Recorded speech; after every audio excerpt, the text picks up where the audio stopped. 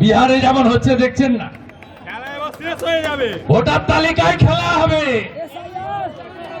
কার কার নাম বাদ যাবে, যত মৃত নাম আছে বাদ যাবে। অরূপ রায় ছাপ্পা মেরে হবে না, হইব না। আপনি গলে বেরিয়ে গেছেন তপন দত্ত মার্ডার কেসে, সাময়িক। আরো আছে, বাকি নাম বলে আর বিখ্যাত করব না। একটাকে তো লোকসভা ভোটের সময় সিআরপিএফ এমন প্যান্ডান পেদিয়েছে বালিতে, ঘর থেকে বেরোতে পারেনি। ওদের নাম আমি আর বলছি না, বিখ্যাত হয়ে যায়, নাম্বার বেড়ে যায় ভাইপোর কাছে। আমি বলছি না, আমি আপনাকে বলছি কাদের নাম বাদ যাবে।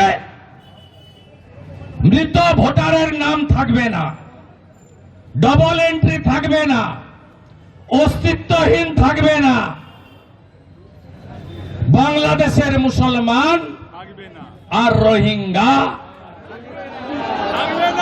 বাংলাদেশের মুসলমান রোহিঙ্গা, রোহিঙ্গা, রোহিঙ্গা, রোহিঙ্গা, রোহিঙ্গা, বাংলাদেশের মুসলমান, বাংলাদেশের মুসলমান। অতএব চিন্তার কোনো কারণ নেই। বিহারে 65 লাখ, এখানে তো ডবল হবেই। বারুইপুর পূর্ব ধরা পড়েছে কাল 6টা হিন্দু বুথ, 32 জন বাংলাদেশি মুসলমানের নাম। রফিকুদ্দিন গাজী,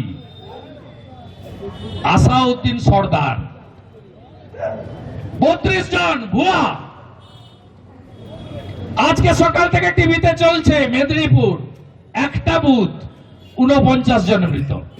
সবার বাড়িতে ক্যামেরা যাচ্ছে, বুম যাচ্ছে, বলছে 3 বছর আগে মরে গেছে, 2 বছর আগে মরে গেছে।